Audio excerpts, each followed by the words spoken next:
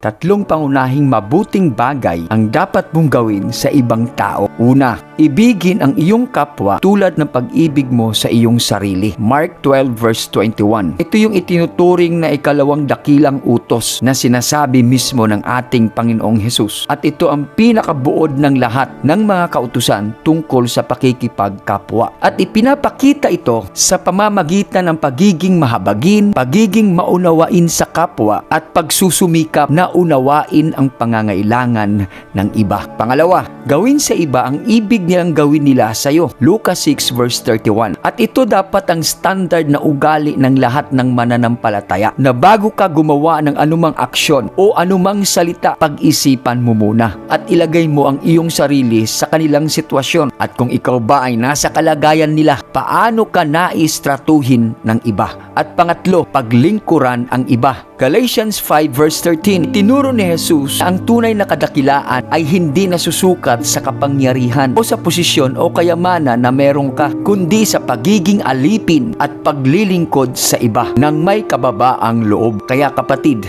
naway magsilbi itong gabay sa iyo sa iyong pakikitungo sa iba, sa pamilya, sa kaibigan, sa katrabaho, at kahit maging sa iyong kaaway. At kung magagawa mo ito, madadaig mo ang masama ng mabuti.